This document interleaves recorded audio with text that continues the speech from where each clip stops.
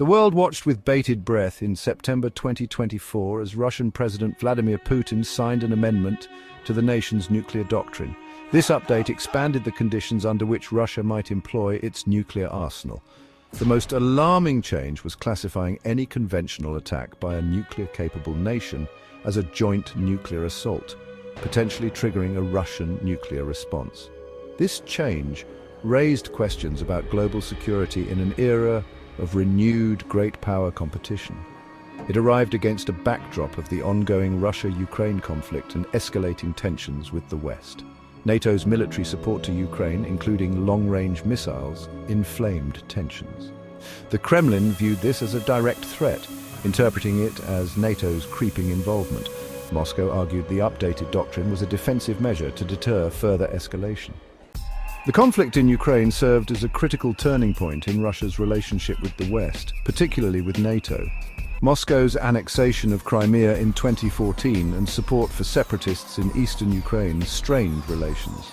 The 2022 invasion and NATO's military support for Kyiv escalated tensions. Russia saw NATO's eastward expansion and military deployments as a direct threat. Advanced weaponry to Ukraine, including long-range missiles, fueled Russia's anxieties.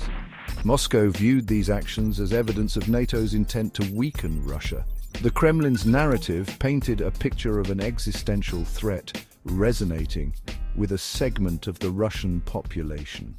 From the Kremlin's perspective, the updated nuclear doctrine offers several key advantages. Firstly, it strengthens Russia's deterrence posture. By explicitly stating its willingness to use nuclear weapons in a wider range of scenarios, Moscow aims to dissuade potential adversaries from contemplating conventional attacks on Russian territory. This strategy relies on the principle of mutually assured destruction, making the costs of aggression unacceptably high for any rational actor. Secondly, the doctrine provides Russia with greater flexibility in responding to perceived threats. By lowering the threshold for nuclear weapon use, Moscow creates ambiguity about its potential responses, making it more difficult for adversaries to predict and counter its actions. This unpredictability, in the Kremlin's view, enhances Russia's strategic leverage. Thirdly, the updated doctrine seeks to undermine NATO's unity and resolve. By raising the specter of nuclear escalation, Moscow hopes to sow discord among NATO members, potentially deterring them from further escalating their support for Ukraine.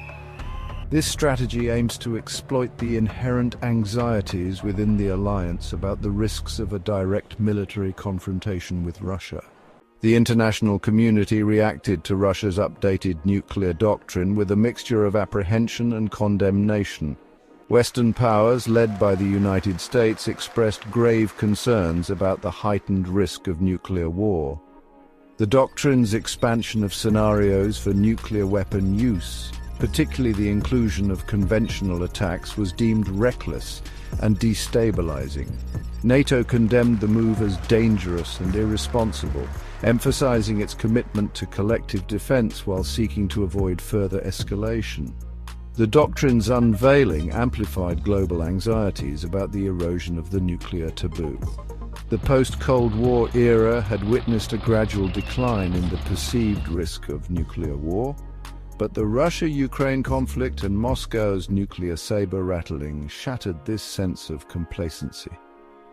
The doctrine served as a stark reminder of the devastating consequences of nuclear war and the precariousness of global security in an age of renewed great power rivalry.